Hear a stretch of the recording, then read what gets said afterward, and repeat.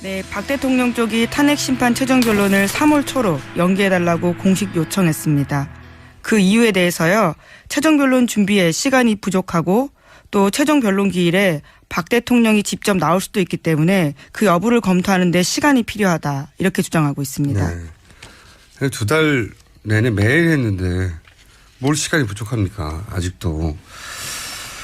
그리고 이게 마지막에 이제 박 대통령이 나온다, 안 나온다, 이거 가지고 또 시간을 끌 것 같아요. 네. 네, 그렇게 지금 보입니다. 나온다고 해서 시간을 따로 잡으려고 했는데 이제 이런 이유를 댔거든요. 나오면 질문을 받지 않고 네, 혼자만 최후 변론 하겠다라는 거죠. 근데 그거 가지고 이제 조정하려고 한다고 하다가 마지막에 안 나올 거라고 해요. 그렇다면 안 나오겠다. 그러는 사이에 3월 13일은 지나가는 이런 전략 아니겠는가. 이게 이제 한 번만 이랬으면 모르겠는데 이 전략으로 거의 2달 내내 지내왔어요. 예, 네. 그렇죠. 예, 어떻게든 시간을 1월 말에 나온다는 이야기도 처음에 있었죠. 네, 1월 말에 나온다는 얘기가 지금은 3월 13일을 지나가느냐 마느냐로 바뀌었어요. 네, 성공한 거죠, 사실은. 지금까지의 전략은. 더 이상 이런 요청은 받아주면 안 된다고 보는데 헌재 입장에서 이제 기본적인 기계적 균형을 맞춰야 되니까 이거 어떻게 판단할지 모르겠습니다. 오늘 판단에 따라서는 결론이 나겠죠. 3월 13일 이전에 날지 안 날지. 자, 이것뿐만 아니라 이제 그 오프닝에서도 얘기했지만 원래 검찰 조사부터 성실히 받는다고 했어요. 네, 그렇죠. 검찰 조사 받겠다 하다가 나오지 않았었고요. 특검 조사도 받겠다고 했었는데. 벌써 석 달, 넉 달 가까이 전에 한 얘기예요. 네. 안 받지 않습니까? 네. 그동안. 아무리 받는다는 뉴스가 몇 번 나왔지만 절대 안 받잖아요. 네. 이 특검 대면 조사가 이제 나왔는데 이것도 안 받는다에 제가 500원 걸어서 이미 500원 땄고요. 네. 저희 PD가 모를 뿐 땄어요. 땄고, 특검 대면 조사 관련해서도 말들이 많죠, 여전히. 네, 그렇습니다. 박 대통령 대면 조사 안개 속이다 이런 보도가 나오고 있는데요. 또 국민일보 보도에 따르면 청와대 쪽에서는 이런 요구를 했다고 합니다. 대면 조사 시간을 너무 길지 않게 해달라라는 건데요. 대통령의 신분과 나이, 건강 상태 등을 고려했을 때 오래 조사받는데 어려움이 있다 이렇게 밝혔다고 합니다. 건강 상태는 좋으신 것 같은데. 네.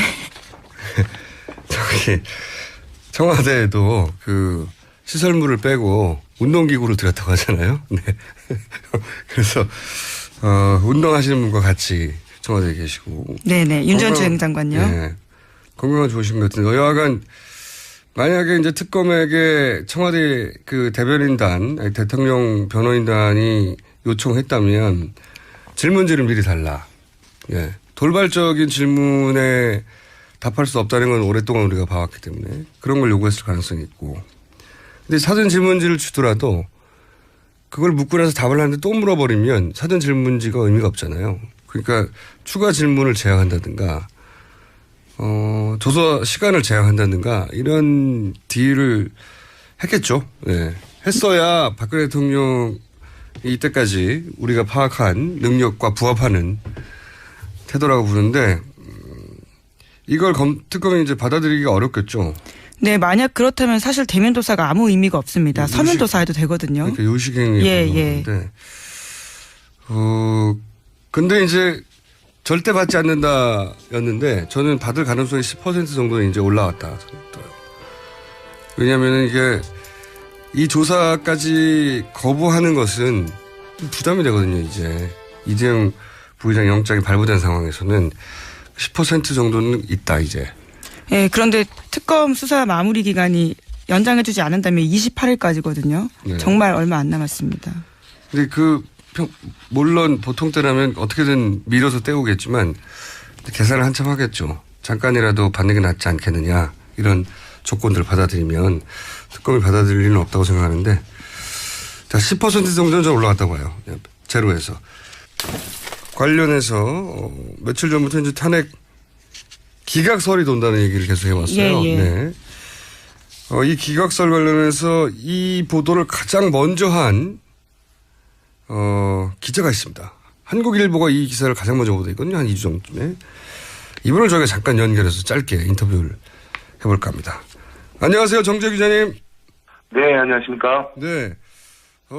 이 설 관련해서 가장 먼저 한국일보에서 보도를 하셨는데 우선 현재 어떤 설이 나와 있는지 총 정리 한번 해주십시오. 짧게. 뭐 여러 썰들이 있는데 한 70-80% 정도는 기각설을 중심으로 형성이 되어 있고요. 예. 그리고 나머지 1-20% 정도는 이제 연기설인데 간단히 말씀드리면 기각설은 어쨌건 그 헌재 구성상 보수 성향을 가지고 있는 2명의 재판관 이름이 집중적으로 거론이 되고 있습니다. 거기에 이 2명과 더불어 한 분의 더 보수 성향의 재판관이 이름이 나오고 있는데 이제 이분을 여권과 그리고 뭐 법조계 내에서의 또 극우층들이 적극적으로 설득 중이다라는 게 이제 기각설의 이제 핵심을 이루고 있습니다. 저도 사실은 2달 전부터 유사한 얘기는 듣긴 들었습니다. 예, 말투가 있죠. 이게 이제 그 보도 찌라시라고 하죠. 예. 그렇죠. 예. 찌라시 같은 데서도 돌고 또 정치권에서 보면 무슨 분석 자료 문서 이런 식으로 돌기도 하고요. 네네, 그렇습니다. 일단 그런 것도 보셨죠? 네네, 양쪽 다 뭐 찌라시 형태 그리고 네, 페이퍼 형태 그리고 또 뭐 각종 그 인사들에게 직접 들은 이야기까지. 네. 원래 이런 큰 사건에는 이런 설들이 있긴 있습니다. 네. 네네. 당연히 있긴 있는데 워낙 사안이 크다 보니까 저희가 네. 설에 불과할 지연정 한번 들여다봐야겠다 싶어서 이제 연락을 드린 건데. 네. 뭐 법조계 내에도 물론 여러 가지 정치 성향이 있는 분들이 있을 수 있고 그분들이 소위 이제 확실한 2분과 나머지 한 분을 설득 중이다. 그래서 총 3명을 기각설로 설득 중이다라는 이야기. 그렇습니다. 이 시나리오는 저도 벌써 열흘도 넘게 전에 듣기 시작해서 지금 꽤 많이 퍼져 있던데. 네네. 혹여 이런 찌라시 말고 출처를 좀 밝힐 수 있을 만한 이 설의 출처 중에 제법 제법 신빙성 있는 거 아니야? 라고 기사를 쓰셨을 때는 믿을 만한 어떤 출처가 있을 수 있지 않겠습니까? 네. 네네. 뭐 당연히 실명으로 말씀드릴 수는 없는 부분이지만 일단 기본적으로 보도의 전제가 되는 것이 제가 서초동이라 그러죠. 법조를 8년 정도 검찰 법원을 출입했었습니다. 그러다 보니까 법조 오래 하셨군요. 예. 네, 예. 그러다 보니 이제 역으로 저에게 한 달 전쯤부터 이 서초동에 좀 보수 쪽 성향이라는 고위 그 층들이 오히려 역으로 전화를 와서 처음에 이 설의 존재를 알게 됐었고요. 역으로 전화 왔을 때 처음에 뭐라고 하던가요?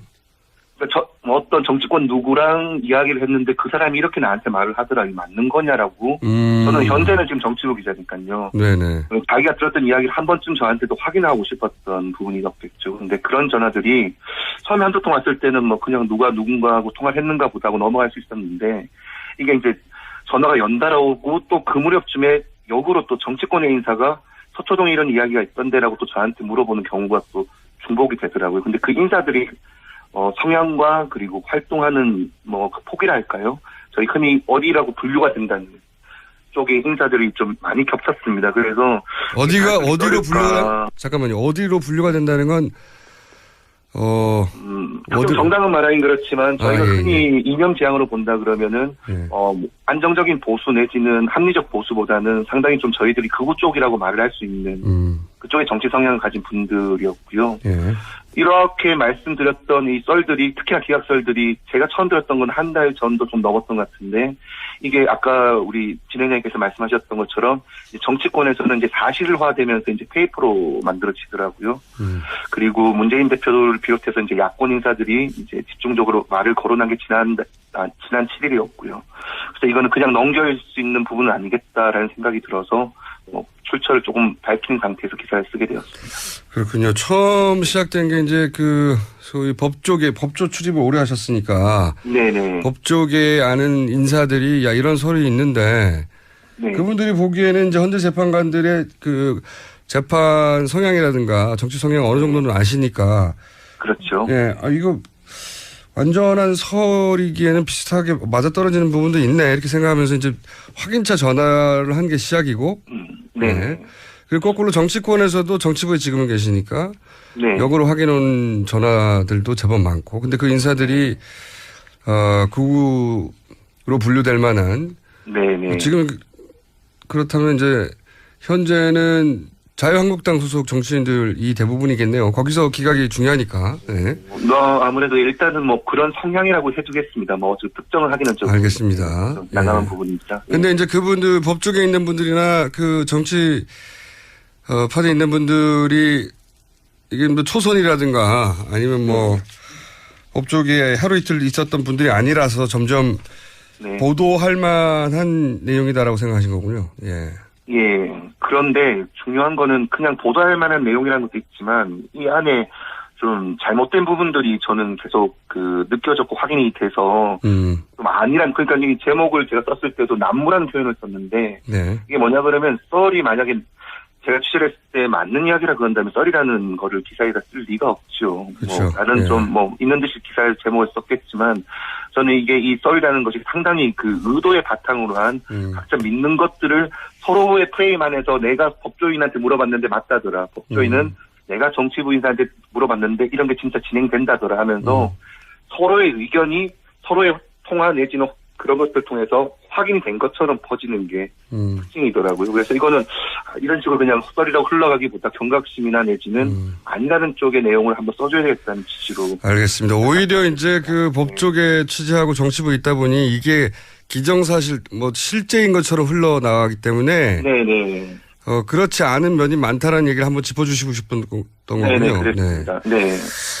알겠습니다. 그럼에도 불구하고 이 썰은 계속 추적을 해봐야 될 필요가 있긴 있는 것 같습니다. 의도적으로 누가 흘렸던 아니면 일부라도 근거가 있던 간에 추가 취재를 좀 해주시고 저희도 오늘은 여기까지 간단하게 그런 설이 있었다는 것만 짚고요. 네. 추가 취재를 하시면 또 한 번 연결하겠습니다. 네, 열심히 취재하고 있겠습니다. 알겠습니다. 감사합니다. 네, 고맙습니다. 지금까지 한국일보의 정재호 기자였습니다. 자, 시간이 다 돼버렸어요. 네네. 한두 가지 준비하신 것도 있는 걸로 아는데 내일 하기로 하죠. 네, 알겠습니다. 네, 지금까지 시사인의 김은지였습니다. 감사합니다.